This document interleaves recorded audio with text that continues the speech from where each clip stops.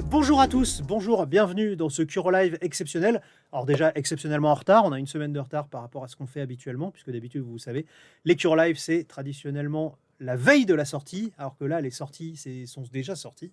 Mais bon, voilà, des impondérables et des tas de choses qui ont fait qu'on ne pouvait pas être là la semaine dernière. Donc on est là cette semaine. Et en plus, voilà, grande nouveauté, vous avez vu, j'ai un fond vert, c'est formidable. Je suis streamer, je suis influenceur. Envoyez-moi des bonbons, envoyez-moi des cartes Pokémon, je les ouvre tous. Voilà, c'est formidable, c'est merveilleux, c'est magique. C'est le fond vert du Neketsu Show, puisque évidemment, comme vous le savez, depuis quelque temps déjà, Kurokawa est en partenariat avec l'émission Neketsu Show. D'ailleurs, je suis pas tout seul, hein, je suis avec Faïs qui est à la réalisation. Bonjour, cher ami. Voilà. Donc désormais, le Neketsu Show va réaliser pour nous des émissions. Donc ils vont à la fois, comment dire, nous accueillir dans leur studio pour faire le Kuro Live. Et ils vont en plus de ça nous permettre, comment dire, de faire des choses un petit peu différentes. Donc désormais, il y aura deux émissions par mois. Une émission comme celle-ci où on va parler des nouveautés, on va vous dire ce qui sort ce mois-ci, et une émission où il va être question d'avoir un sujet thématique, voilà, un peu plus global sur les livres de Kurokawa et l'univers qui les entoure, etc. Donc, voilà, je crois que vous êtes au courant de tout. Donc, on est très content. Moi, je suis très très content déjà parce que c'est beau, voilà, c'est magnifique. Ensuite, parce que Mathilde et la victime stagiaire du moment ne sont pas obligés de faire de la muscu avec les 150 bouquins qu'il faut trimballer pour mettre derrière pour que ça ait l'air d'être une super bibliothèque Kurokawa. Parce que oui, maintenant, je peux vous le dire, quand on tournait les Kuro Live au bureau, on les tournait dans une salle neutre qu'on habillait en Kurokawa. Parce que on ne pouvait pas tourner dans nos bureaux Kurokawa parce que il y avait tous nos projets secrets qui étaient affichés un peu partout et vous auriez dit ah bah tiens là il y a Trait de famille, ah bah tiens là il y a Bioman, mais genre il y a 8 mois, un an, donc non c'est pas possible. Et puis si on tournait cette émission aujourd'hui dans les bureaux, vous direz ah il y a machin et ah voilà, non, vous avez cru que j'allais faire une gaffe, je n'ai pas fait de gaffe, je n'ai pas gaffé, je ne vous dirai pas ce qui sort dans 6 mois et dans 8 mois chez Kurokawa. On va vous dire ce qui sort en janvier chez Kurokawa, puisqu'il y a une annonce qui sera faite à la fin de cette émission. Mais pour commencer, on va d'abord parler des sorties du mois d'octobre. Ensuite, on va parler des light novels, puisque je vous avais promis qu'il y aurait enfin une réponse sur les light novels, puisque voilà, les light novels, ça se vend pas, mais il y a quand même des gens qui sont accros aux light novels, qui veulent absolument savoir ce qui se passe, et ça fait très longtemps qu'on n'a pas sorti de nouveaux tomes. Donc voilà, les nouveaux tomes des light novels vont arriver. Sous quelle manière? Je vais vous en parler dans un instant. Et donc voilà, à la fin de l'émission, la super annonce de La Mort qui tue, ainsi que une surprise qui vous a été teasée depuis quelques jours sur Instagram, et un petit jeu concours. Et voilà, je sens donc que Cassie est déjà en train de s'énerver, parce que en fait, la surprise vient après le jeu concours. C'est-à-dire la surprise vient en dernier. Mais bon, en tout cas, c'est pas grave. Je vais tout de suite vous parler des nouveautés du mois d'octobre. Ah, regardez, elles apparaissent. Je n'ai même pas besoin de vous en parler. Vous les voyez vous-même. Non, je vais quand même vous les présenter. Ce sera plus sympa. On va commencer dans l'ombre de Crimi, tome 3. Regardez, en plus, c'est merveilleux. J'ai deux caméras. Je peux faire tic et tac. Je suis plus obligé de les mettre devant moi et que ça zoome et que ça dézoome. C'est horrible. Voilà. Dans l'ombre de Crimi, tome 3. Alors, c'est un tome un peu particulier parce que cette fois-ci, on va complètement s'éloigner de ce qui se passe dans le dessin animé d'origine. Ça va être vraiment une histoire originale dans laquelle ça va être comment dire, les origines de Megumi, alias Chantal, pour ceux qui regardaient en français sur la 5. Et donc, quand Megumi était jeune et qu'elle a fait ses débuts en tant que chanteuse, elle avait une rivale. Mais à l'époque, voilà, Megumi était plutôt cool parce qu'elle débutait, elle avait encore toutes ses preuves à faire. Et elle va être mise en rivalité avec la petite fille d'un homme politique qui chante pas comme une casserole, mais qui n'est pas forcément super doué. Et le souci, c'est que il va falloir choisir, Parthénon Productions va devoir choisir entre l'une des deux. Et évidemment, entre Megumi qui a du talent et la petite fille de l'homme politique, le choix va être compliqué. Et c'est notre Shingo qui, vous vous souvenez, hein, est devenu désormais une espèce d'accro à Krimi, qui à l'époque est un jeune loup plein d'ambition et qui va se battre pour que ce soit Megumi qui fasse ses débuts et non pas la petite fille du politicien. Voilà, donc une histoire originale dans l'univers de Krimi et qui dénonce un petit peu tous les travers du showbiz des années 80. C'est ce qu'on aime. Tome 4 de Demon Slave. Ah, t'as vu, hein, j'ai pas encore l'habitude hein, de la caméra. J'ai pas encore pris les goûts de luxe, moi. Je suis encore roots. Voilà, donc Demon Slave, tome 4. Un tome, comment dire, assez révélateur, puisqu'il va se passer pas mal de choses. Déjà, première chose, on va découvrir que Yuki, vous vous souvenez, hein, le pouvoir de Kyoka, c'est de le transformer en monstre, et ensuite elle le chevauche et ils vont se bagarrer. Le problème, c'est que là, on va découvrir que elle a le pouvoir de le prêter aux autres, et qu'à chaque fois qu'elle le prête à un autre membre de l'escadron, il récupère les pouvoirs de ce membre de l'escadron, et il se transforme de manière différente.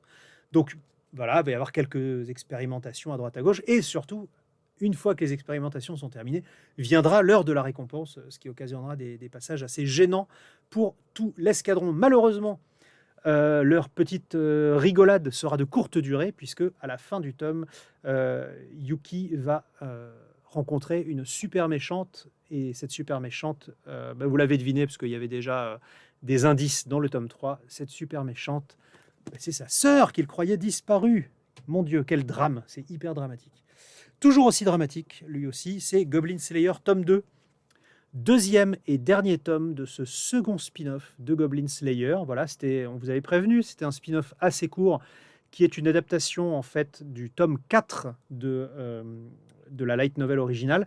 Et donc, c'est en fait un recueil de 2 tomes de manga qui parlent plutôt des personnages qui sont autour du Goblin Slayer que du Goblin Slayer lui-même. En gros, c'est des petites histoires qui racontent un petit peu comment est-ce que les agissements du Goblin Slayer ont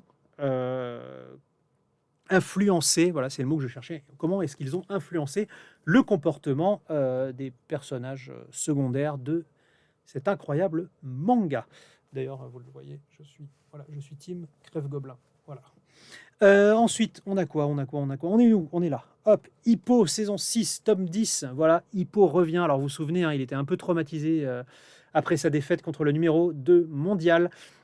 Là, il revient sur le ring. Il a mis au point un nouveau Dempsey. Il a mis au point un nouveau coup avec le président du club. Et donc, il veut absolument rendre ça pareil au président qui lui a tout donné. Donc, il se dit, voilà, je dois lui faire plaisir. Je dois absolument placer mon coup spécial. Et donc, il va mettre son adversaire, le beau Guevara, au tapis une fois, 2 fois. Le problème, c'est que Guevara, lui, il remonte parce qu'il a faim, c'est aussi un boxeur de classe mondiale. Et Hippo, on le voyait super partant au début, et là, on voit qu'il a quand même du mal à finir le gars, et l'enthousiasme fait un peu place à l'inquiétude dans les rangs de ses amis. Voilà. Un manga sur lequel je vais passer rapidement, c'est Moi quand je me réincarne en slime, le spin-off Comment vivre chez les monstres, tome 3.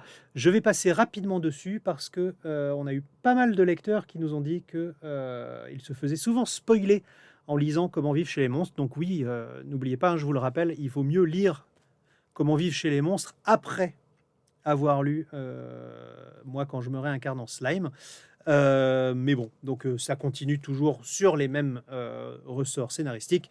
C'est toujours la jeune Flaméa, la femme lapin, qui va continuer à se balader dans le royaume des monstres de Tempest pour faire son petit guidebook tranquille.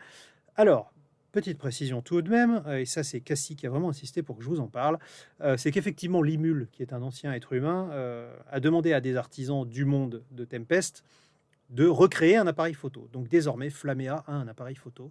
Et donc ça devient une Instagrammeuse d'Heroic Fantasy. C'est formidable. Vraiment, quel manga extraordinaire. Une hot take comme on les aime. Wandering Witch, tome 2. Voilà. Tout d'abord, je tiens à vous remercier parce que vous avez fait un très très bon accueil au tome 1 qui s'est très bien vendu. On est vraiment très content parce que même si l'animé n'avait pas forcément fait des étincelles, on voit que le manga a très bien démarré. Donc on est content, on espère que le tome 2, que le tome 1 vous a plu et que vous achèterez le tome 2, voilà exactement. Donc dans ce tome 2, on continue à avoir Elena, la sorcière vagabonde, qui va de monde en monde, de cité en cité, et à chaque fois, il va y avoir une petite histoire dans laquelle elle va découvrir les us et coutumes de ce pays. Alors ça va souvent être des histoires tristes ou mélancoliques qui font un peu réfléchir sur le comportement de certains. Et on va cependant terminer avec une note plus réjouissante, puisque on va revoir Fran, sa maîtresse, vous savez, la grande sorcière qui est un petit peu chelou pour être poli. Voilà, elle fait son apparition à la fin de ce tome 2, donc voilà, j'espère que vous passerez un bon moment en compagnie d'Elena. On va maintenant passer au Kurosawa, et là, regardez, derrière moi, ils sont là. Non, attends, je suis pas bon pour la météo, hein. Voilà, là, comme ça. Voilà, hop, voilà, un peu de ciel, un peu de soleil sur Marseille. Voilà. Ah, tu peux me zoomer en plus, formidable. Voilà, ils sont là, là, là. Attends, je suis pas assez articulé. Ah, je suis pas une figarde, moi. Voilà, là. Ah, il me feinte, Face me feinte. Voilà, donc les Kurosawa sont ici, donc ils ont 2 mois de retard. On est vraiment désolé, ça a été très compliqué de les fabriquer. Mais voilà, ils sont enfin là, les Kurosawa spécial histoire. Voilà, 2 destins de reine, le Kurosawa de Cléopâtre et le Kurosawa de Marie-Antoinette. Pourquoi est-ce qu'ils sont en retard? Pourquoi est-ce qu'ils sont en retard? Je vais vous montrer immédiatement pourquoi ils sont en retard. Eh bien, tout simplement parce que ce ne sont pas de simples mangas, mais derrière, à la fin de ces mangas, il y a, comment dire, des petites gazettes instructives, voilà, des petites fiches pédagogiques. Et pour retrouver les photos correspondant à chacun de ces articles, ça a été très compliqué parce que tout ça, ça appartient à des banques d'images. Et donc, évidemment, ça a été très, très compliqué de contacter tout le monde, de clearer les droits pour tout le monde. Et en plus de ça, derrière, on a eu des petits soucis d'impression. Parce qu'il ne vous aura pas échappé qu'en ce moment, les mangas, ça cartonne et les imprimeurs n'arrivent pas à suivre. C'est-à-dire que vous achetez les mangas plus vite qu'on ne les imprime. C'est incroyable, c'est du jamais vu, c'est mortel. Mais en tout cas, voilà, on a eu un peu de mal, mais ça y est, ils sont là. Ils sont entre mes mains et ils sont entre les mains de votre libraire. Donc je vous rappelle, Marie-Antoinette, voilà, et Cléopâtre. Cléopâtre, la reine badass. Et pareil, donc Cléopâtre, je vous montre rapidement, il y a voilà, des petites fiches pédagogiques pour en savoir plus. Tout ceci a été évidemment réalisé par des historiens et ça a été relu en France aussi par un historien et un égyptologue. Oui, oui, oui, oui, voilà. Je sais que chez vous, je suis sûr que vous êtes dubitatif. Eh ben non, un de mes amis est égyptologue. Voilà. Ah, ça vous la coupe, hein. Et en plus, voilà, il est très sympathique. Kurosawa philo avec Émile ou de l'éducation de Jean-Jacques Rousseau.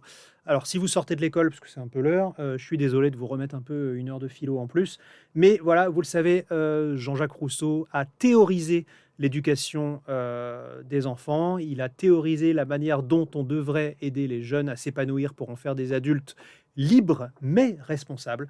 Et c'est ça qui est intéressant, c'est que Jean-Jacques Rousseau, c'était quelqu'un de très paradoxal, puisque il a fait cette méthode d'éducation pour les enfants qui a été très très longtemps reprise par l'éducation nationale en France, alors que lui-même a abandonné ses 5 enfants. Voilà, donc MDR.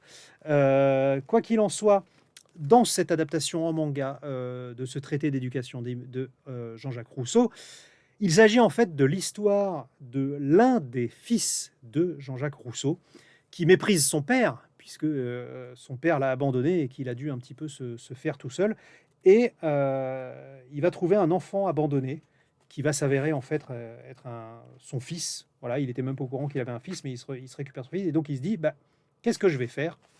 Je vais l'éduquer en suivant les principes du livre de mon père. Et donc c'est l'histoire fictive du fils de Jean-Jacques Rousseau qui va élever un enfant en suivant les préceptes de son père. Alors évidemment, on passe par toutes les phases. La phase de l'enfant naturel, ensuite de l'enfant social.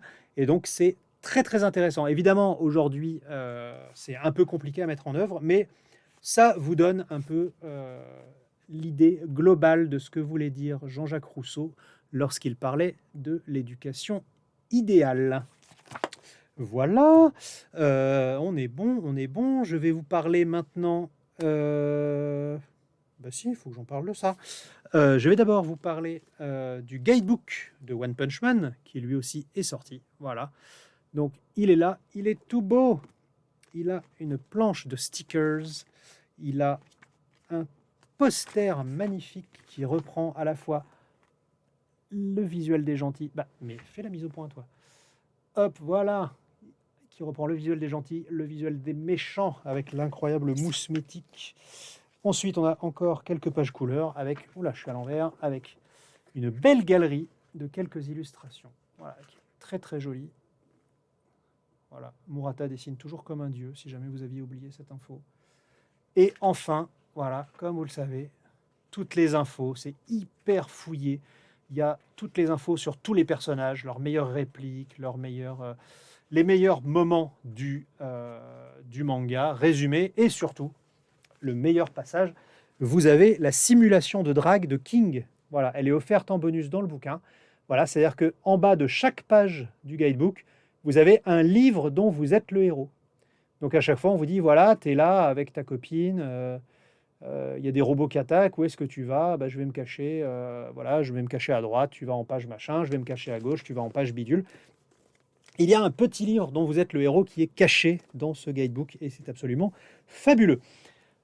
J'en ai fini avec les nouveautés du mois. Je bois un coup parce que j'ai beaucoup parlé. On va maintenant passer au truc un peu plus cher mais un peu plus costaud. Je veux bien sûr tout d'abord parler de Traits de famille. Voilà, le tome 2 de Traits de famille. Vous vous souvenez, hein, c'est un super projet qu'on avait eu avec le dessinateur artiste Thomas Romain, qui habite au Japon, qui est réalisateur de dessins animés, et qui prend les dessins de ses enfants et il va les redessiner professionnellement. Donc c'est un artiste qui a beaucoup fait parler de lui sur Internet, parce qu'il a partagé ses travaux justement, où il explique qu'en partant des dessins de ses enfants, il arrive à faire un résultat professionnel. Donc depuis, grâce à vous, ce livre était un succès. Donc on a décidé de faire le tome 2, puisque évidemment, hein, Thomas, lui, il ne s'est pas arrêté de dessiner, hein, comme vous le voyez. Il est toujours aussi doué, cet animal. Et donc, voilà, il y en a toujours un peu partout. Face, ça se passe comment dans les coms? Les gens sont chauds ou... Très chaud. Voilà. Franchement, il n'y a que des bons retours.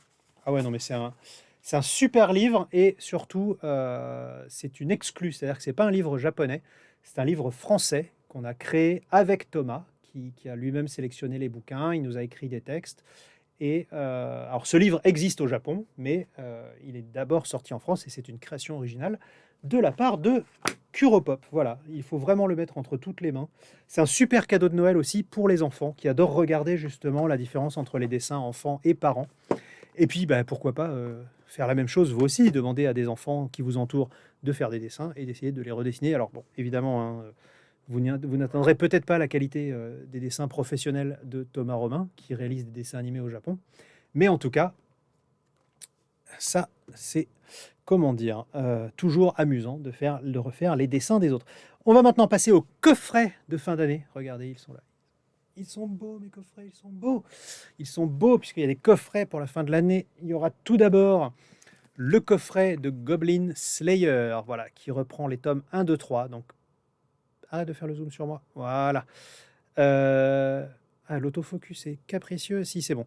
Voilà, donc les 3 premiers tomes de Goblin Slayer, vous n'avez plus aucune excuse pour commencer la série, d'autant plus qu'il va falloir vous mettre à jour, puisque la saison 2 de l'animé débarque l'année prochaine. Et oui, on a un peu loupé le film qui est sorti l'année dernière en plein confinement, donc on l'a pas eu en France et tout, c'était compliqué. Mais par contre, la saison 2 de l'animé, ne vous inquiétez pas, elle arrive l'année prochaine et je pense qu'elle sera directement streamée. Il n'y a pas de raison, puisque de toute façon, en France, on kiffe Goblin Slayer. Deuxième coffret, c'est toujours un coffret One Punch Man. Voilà, tac, tac, tac. Et vous voyez, c'est toujours les tomes 1, 2, 3 de One Punch Man avec un poster à l'intérieur et donc un coffret avec des visuels inédits. Et enfin, le gros coffret. On n'a jamais fait un coffret aussi gros. On n'a jamais fait un coffret aussi fat. C'est l'intégrale de Pokémon Diamant, Perle, Platine. Voilà. Ça fait 5 tomes. Ça fait plus de 2000 pages de lecture. Voilà. Donc, on sort en pack Diamant, Perle, Platine. Évidemment, vous vous en doutez, pour accompagner la sortie sur Nintendo Switch du remake de Diamant Perle, Diamant brillant et Perle scintillante, ou Diamant scintillant et Perle brillante, je sais jamais. En tout cas, voilà. Si vous voulez patienter, parce que vous avez déjà préco pour avoir le steelbook et tout, eh bien, vous pouvez commencer par lire ou relire la grande saga qui est complète. Hein. Vous n'avez pas besoin d'avoir lu La Grande Aventure, vous n'avez pas besoin d'avoir lu Ruby, Saphir, etc. C'est une histoire complète en 2000 pages. Et donc, voilà, dans ce pack, et donc, vous avez le coffret avec les 5 tomes, plus le guide des mangas Pokémon. Alors c'est un petit guide qu'on remet à jour chaque année parce qu'il y a pas mal de parents justement qui achètent les mangas Pokémon et qui savent pas en fait. Ils disent lequel il faut que j'achète pour mes enfants. Lequel est-ce que je commence par Ruby? Est-ce que je commence par Noir et Blanc, etc. Et donc ce petit guide vous donne les différents points d'entrée. C'est-à-dire que si vous voulez lire celui-ci, il vaut mieux d'abord avoir lu celui-là. Celui-ci, vous pouvez le lire indépendamment, etc., etc. Et donc ce petit guide est inclus dans ce coffret. Et je sens que déjà dans le chat, on va nous demander, mais est-ce qu'il est possible de récupérer un coffret tout seul sans les livres dedans, puisque j'ai déjà acheté les livres? La réponse est malheureusement non, pour des raisons de logistique et de transport. Mais, et puis d'autres raisons d'adultes un peu plus compliquées à expliquer. Mais en tout cas, voilà. Le coffret, c'est le coffret, et les tomes, c'est les tomes. Je suis désolé, la loi est dure, mais c'est la loi. Voilà, on va maintenant passer aux annonces. Ça me paraît pas mal. T'as un petit fond annonce ou pas? Non, t'as pas un petit fond annonce? Ah ben on va passer sur le fond Curo Live. Voilà, un fond neutre, c'est parfait. On va d'abord commencer par vous parler de ce que vous attendez tous, enfin du moins ceux qui nous réclament des infos depuis très très longtemps. C'est évidemment quid des light novels. Donc comme vous le savez, les light novels, c'est un échec cuisant en France, que ce soit chez nous ou chez les autres éditeurs. Contrairement aux États-Unis, le public français est pas du tout prêt pour les light novels. Les ventes sont vraiment pas bonnes, et d'autant plus que contrairement à des mangas, les light novels, donc ce sont des livres avec beaucoup beaucoup de texte, donc ça coûte très très cher à traduire, ce qui fait que le prix de revient d'une light novel est beaucoup plus élevé que celui d'un manga, parce que les coûts de traduction plombent complètement la rentabilité d'un livre comme une light novel. C'est d'ailleurs pour ça aussi qu'il n'y a pas tant de romans japonais que ça qui sortent en France, tout simplement parce que les coûts de traduction, le japonais en littérature, c'est considéré comme une langue rare, et donc les coûts de traduction s'envolent dès qu'on a un roman à traduire qui fait plus de 150 pages. Voilà, donc c'était très cher, on perdait énormément d'argent, et donc les gens qui filent les sous chez Kurokawa, ils nous ont dit bah non, les light novels, on arrête. Et donc nous, bah, ça fait un moment déjà qu'on se bat en interne pour dire bah non, on n'arrête pas parce que c'est important. Il y a même s'ils sont pas nombreux, il y a des gens qui suivent.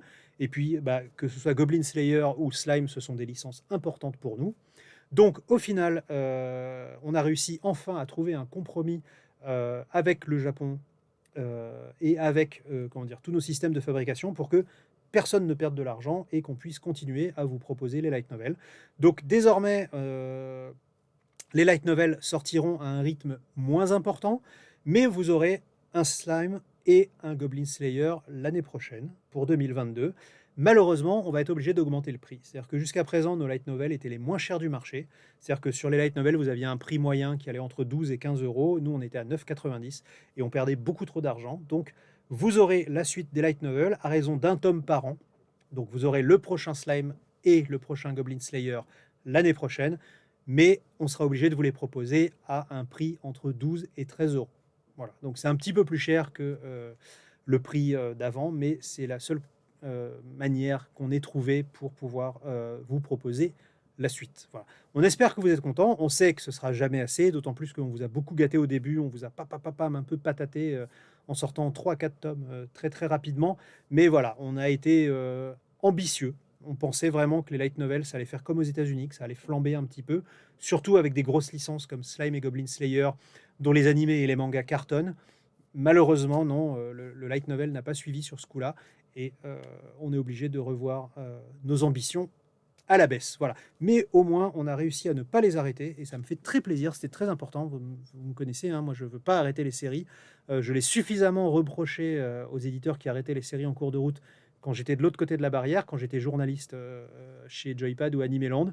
Donc voilà, c'est quelque chose que j'essaye vraiment de faire. On a toujours essayé de trouver des solutions, même les séries qui marchaient pas, on faisait des tomes doubles, on faisait des saisons, on faisait des machins. Mais voilà, on essaye de toujours continuer les séries jusqu'au bout, et on espère que cette solution vous conviendra. Voilà, on va maintenant passer à l'annonce, puisqu'on a une annonce à faire. Face, je crois que tu as un fond à me mettre. Oui, un fond. Voilà. Donc, on vous a un petit peu dit sur les réseaux sociaux qu'il fallait réserver votre date. Comment dire, du 9 au 12 décembre. Et ben voilà, vous savez pourquoi, puisque du 9 au 12 décembre, il y aura... Attendez, je prends une position plus confortable. Voilà, on voit mieux comme ça. Voilà. Du 9 au 12 décembre, ça fait pas trop pub pour parfum là? Non, c'est bon. Du 9 au 12 décembre, donc voilà, il y aura un Kuro Festival. Alors qu'est-ce que c'est un Kuro Festival? Eh ben, c'est tout simplement une teuf qu'on avait envie d'organiser parce que chez Kurokawa, on aime beaucoup les salons. Surtout moi, j'aime bien, vous avez remarqué, hein, j'aime bien me déguiser, j'aime bien troller les gens dans les allées de Japan Expo. Et du coup, on n'avait pas eu l'occasion de le faire depuis 2 ans maintenant. Donc, on a, plutôt que d'attendre un prochain événement, on s'est dit, on va faire notre propre événement. Et donc, du 9 au 12 décembre, il y aura un magasin spécial Kurokawa avec plein de choses dedans. Oui, je suis trop loin du micro. Bon, je me relève, j'arrête de faire la diva. De toute façon, vous avez vu le logo, hein, il est très beau. Donc, il y aura plein de choses au Pop-Up Store Kurokawa. Déjà, il y aura des livres, évidemment, puisqu'on est avant tout des gens qui fabriquent des livres. Mais vous trouverez plein d'autres choses. Il y aura des bubble tea, il y aura des photocalls, il y aura une punch machine pour mesurer votre force comme Saitama. Voilà, plein d'autres petites activités, comment dire? Comment on dit déjà en français? Des petites activités ludiques, voilà. Merci. Ludiques et limitées dans le temps, voilà, qui vont popper un peu durant les 3 jours. D'ailleurs, pendant les 3 jours, il y aura l'équipe du Neketsu Show avec nous, puisqu'on va faire des petits lives sur place pendant ces 3 jours. Donc ça va être un véritable événement, un peu comme les boutiques de Noël, Harry Potter et tout ça, mais en plus smart et en plus rigolo et en plus connecté aussi, évidemment. Donc voilà, ça va bien se passer. On vous attend nombreux. Ce sera malheureusement pour nos amis provinciaux qui ne seront pas à la capitale à ce moment-là, ce sera sur Paris. Et ce sera du 9 au 12 décembre. Ce sera dans un lieu dont on vous parlera bientôt. Je ne vous donne pas l'adresse. Alors là, vous vous dites, il ne nous donne pas l'adresse parce qu'il n'a pas encore réservé le lieu. Si, j'ai réservé le lieu.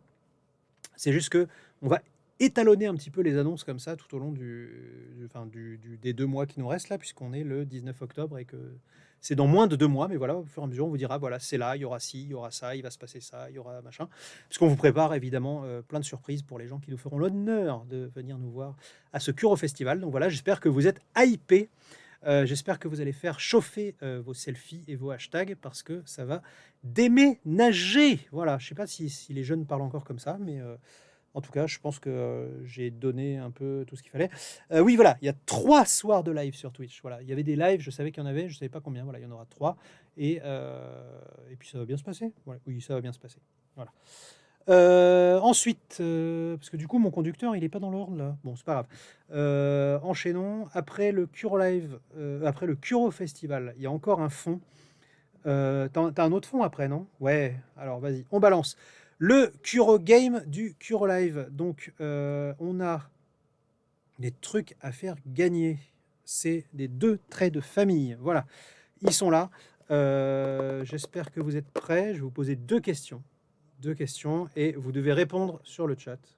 Et c'est Face qui va arbitrer. Et Face, il ne plaisante pas avec ça. C'est un homme droit, intègre. Je vais vous poser 2 questions. Voilà. Et vous allez répondre dans le chat. Et non. Attention. Intervention. Il faut être abonné. Sinon, on peut pas vous reconnaître. Il faut être abonné, sinon on ne peut pas vous reconnaître. Voilà, intervention judicieuse de Cassie. Donc voilà, soyez abonnés, sinon ça se passera pas bien. Enfin si, ça se passera bien, vous allez gagner, mais vous allez rien recevoir. Donc quelque part, ça sera un peu dramatique. Donc, vous êtes abonnés, vous répondez dans le chat aux 2 questions que je vais poser. Première question, quels sont les prénoms des 2 enfants de Thomas Romain qui dessinent dans le bouquin? Voilà. Deuxième question, puisque ça parle de dessin. Quel est le premier super-héros que vous avez dessiné quand vous étiez enfant? Voilà. Donc il n'y a pas vraiment de bonne réponse, mais on va voir si vous vous souvenez de vos dessins d'enfants. Et on va piocher les gagnants dans les commentaires. Voilà. Je me souviens plus, on les annonce tout de suite ou pas? Non, hein. Non, on les annonce après. Non, on les annonce pas tout de suite. Voilà, on vous les annonce plus tard. Voilà, c'est bon.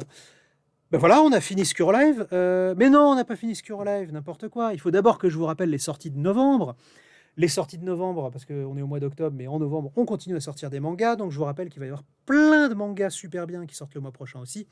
Il va y avoir notamment Spy Family, tome 6. Ça va être le grand retour annuel de Père Fouettard, tome 5. Vous vous souvenez de Père Fouettard, hein? Il y en a un par an.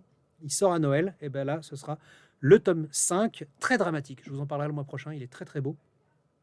Il y aura le tome 4 de 008 Apprenti Espion, le tome 17 pardon, de En Scène, c'est dur, 17 en scène, le tome 17 de En Scène, il y aura le tome 11 de Goblin Slayer, il y aura le tome 11 aussi de Kemono Incident, et il y aura les tomes 13 des Héros de la Galaxie et le tome 15 d'Ultraman. Ultraman, je vous rappelle, a toujours sa série sur Netflix. La deuxième saison a été annoncée, elle arrive l'année prochaine. Et les Héros de la Galaxie, pareil, comment dire, la série débarque sur les plateformes et en DVD très bientôt. Voilà, cette fois c'est fini. Non, c'est vrai, non, je peux pas partir comme ça, c'est pas possible. J'avais promis une annonce et effectivement, on va faire une annonce. On va vous annoncer le premier manga qu'on va sortir en 2022. Est-ce que tu as un petit fond? Non, il n'y a pas de petit fond. Bon, on va se laisser en cure live comme ça, c'est pas grave. Oui, bah écoutez, je vais vous annoncer. Donc, on va sortir. Attendez, je vérifie quand même, hein, parce que je suis pas sûr de moi. On n'avait pas un visuel à mettre? Non, on n'avait pas de visuel à mettre. Tatati, tatata. Bah non, bah non. Ah non, bah on n'a pas de visuel. Ok, très bien. Bon, bah c'est pas grave. Ah, intervention de Cassie. Qu'est-ce qui se passe? Ah, on l'enverra demain sur les réseaux sociaux. Voilà, exactement. Donc demain, vous découvrirez sur les réseaux sociaux le visuel de notre nouveau manga pour l'année 2022.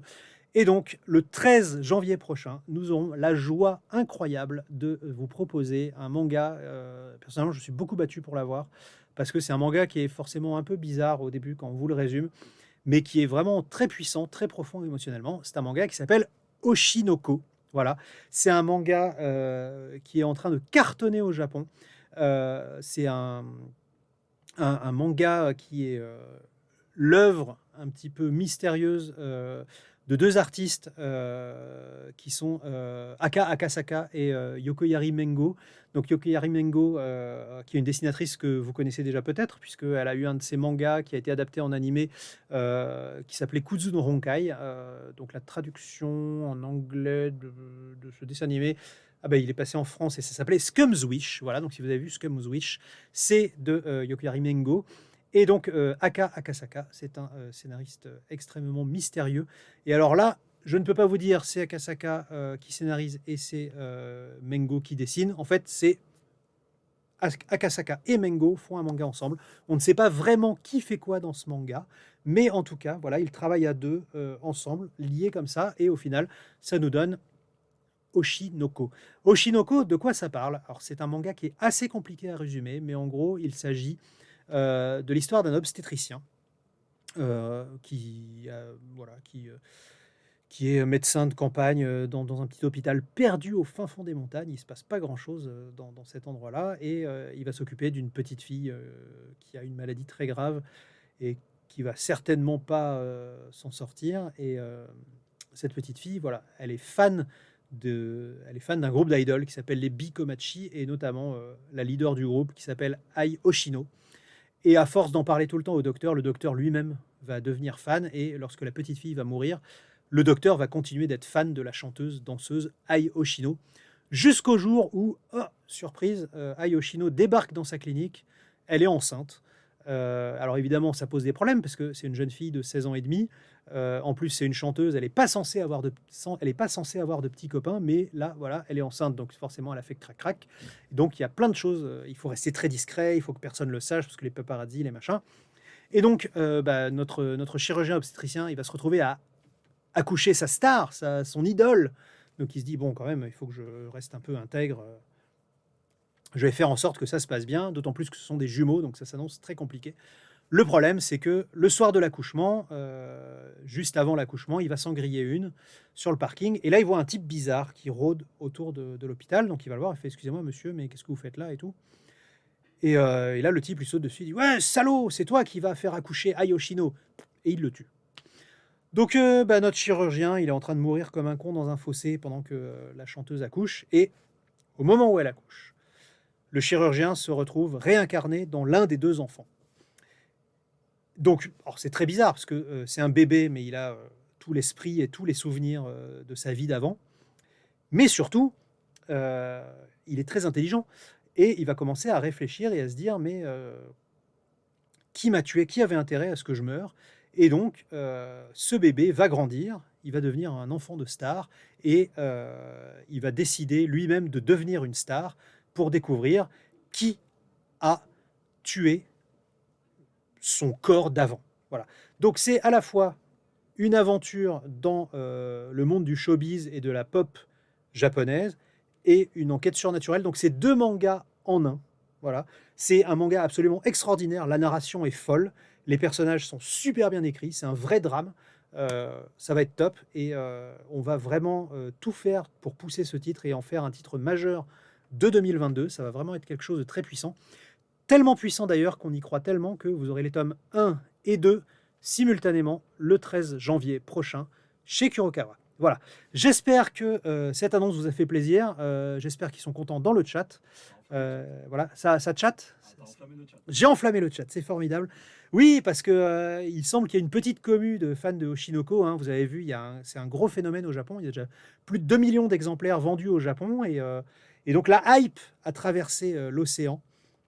Et ça fait plaisir. Voilà, je suis vraiment très fier de vous proposer ce manga qui est très très différent de ce qu'on a publié jusqu'à présent. C'est une expérience assez unique, une narration, je le répète, vraiment particulière, mais voilà, ça tue. Voilà. En deux mots, ça tue. Voilà. Proposition, verbe, ça tue. Très bien, eh ben, je pense qu'on a terminé. Donc on va... alors, sur ma feuille, il y a écrit « Remercier les viewers ». Est-ce vraiment nécessaire? Oui, parce que vous êtes formidables et que vous achetez nos bouquins. Donc merci beaucoup, merci à vous de nous suivre, merci de nous soutenir. Merci de faire en sorte que les imprimeurs n'arrivent plus à imprimer les bouquins assez vite, tellement vous les achetez vite. Donc merci, ça cartonne. Je vais aussi... Ah non, encore une intervention. Encore une intervention. Ah, oui, mais ça va venir. Non, mais voilà. On ne me fait pas confiance dans cette maison. Vous savez, je suis le directeur, mais je suis maltraité. Je suis battu, je suis humilié par tout le monde. Mais bon, quoi qu'il en soit, je remercie aussi notre partenaire Neketsusho qui nous accueille pour la première fois et certainement pas la dernière. Voilà, regardez, j'ai un beau logo, c'est formidable. Je présente la météo, c'est génial. Je fais des OPSP. Dégustation Oasis. Hop. Très bon le tang, pardon. Donc voilà, j'annonce la prochaine émission. C'est une spéciale. J'ai le droit de dire le thème ou pas, Faïs? Oui. Donc une spéciale le 26 octobre prochain, donc la semaine prochaine, une spéciale Halloween au Japon. Voilà, on va parler d'Halloween au Japon, ça va être top, avec plein d'intervenants. Vous connaissez le Neketsu Show, hein, ils sont, comme leur nom l'indique, ils sont chauds. Ils ont plein d'intervenants hyper calés, hyper spécialistes dans la culture japonaise. Et donc, la semaine prochaine, sous le prisme du catalogue Kurokawa, on va parler du déroulement d'Halloween au Japon, parce que Halloween au Japon, c'est un peu particulier, effectivement. Avec un très bel invité. Voilà, on me promet un invité. Oh là, ça hype de ouf. C'est comme ça que parlaient les jeunes. Hein. Oui, ça hype de ouf. Voilà. Donc, pendant toute la semaine, sur les réseaux sociaux, il y aura donc le hashtag Kuro Halloween. Il y aura plein de surprises autour des séries Kuro un peu ténèbres, un peu dark, un peu brrr, comme ça. Mais voilà, suivez-nous sur les réseaux sociaux pendant toute la semaine jusqu'à Halloween. Il va se passer des choses, on a prévu des choses, et des bonbons, mais pas que. Et la semaine prochaine, un Neketsu Show Kurokawa spécial Halloween. Je vous remercie de m'avoir écouté jusque-là. J'espère que ça vous a plu, j'espère que vous avez kiffé les annonces, j'espère que vous avez kiffé les bonnes nouvelles. J'espère que vous avez apprécié mon fond vert. Alors, c'est pas le mien, mais je le kiffe. Voilà, je vais repartir avec, je vais dormir dedans. Et je vous souhaite une très bonne soirée. Et à bientôt, les amis. Sayonara.